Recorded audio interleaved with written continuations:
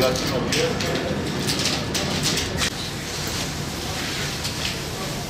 Burada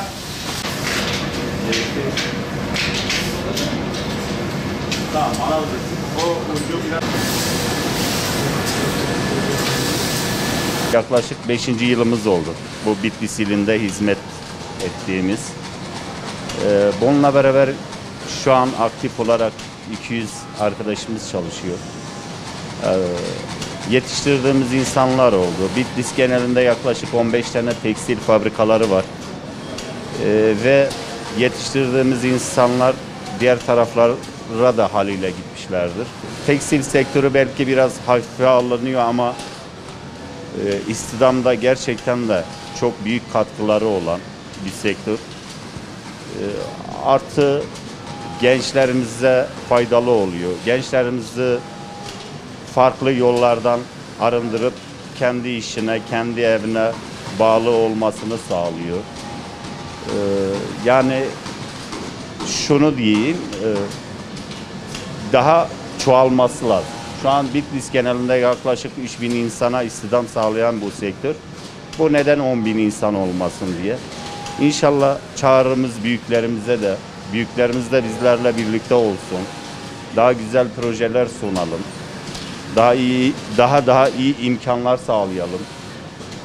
Gelmek isteyip de farklı imkanlardan dolayı belki acaba yatırım yapayım hesabında olmasın. Direkt gelsin yatırım yapabilsin şeyinde olsun yani nasıl tereddütte kalmadan. Dediğim gibi 3000 değil de 10.000 istihdam olursa bu da daha büyük katkı olur. Bunda herkes faydalanıyor. Dolmuşsundan, manavından, marketinden, mağazacısından herkes faydalanıyor. Zaten burada kendiniz de görüyorsunuz. Yani burada her türlü kardeşlerimiz iş imkanı görüyor. Engelli demeyelim de başımızın taclarıdırlar onlar özellikle. Onlar için bir umuttur. Onlar için işte ben bir güvendir. Kendi ayağımın üzerinde durabiliyorum hesabıdır. Onlar gibi nice gençlerimiz var. İş imkanı sağlayamıyor. Mesela İşkur'a gidiyoruz. İşkur'da başvuru apayrı fazla. Diyoruz ki bunları özellikle tekstil sektörlerine versinler ki İşkur olayı bittikten sonra sigortalı gene devam ettirelim. Özel sektörlere daha çok önem versinler ki istihdamı sağlayalım.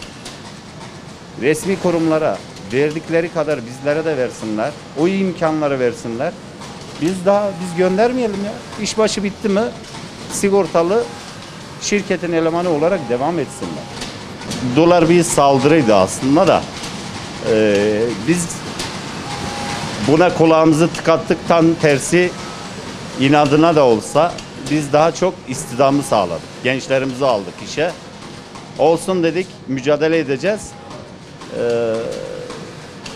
Etkiledi olabilir ama yeri geldi biz inat ettik. Dedik ki biz onları etkileyeceğiz inşallah. O yüzden de öyle pes etmedik. Mücadele ettik. Vallahi İşkur'a da sorabilirsiniz, artı 30 ekstra. Yani bir işçinin maliyeti belki maliyeti rakam olarak söyleyemeyeyim. Sizler daha iyi bilirsiniz. Ona rağmen ben artı 30-35 kişi istihdam ettim.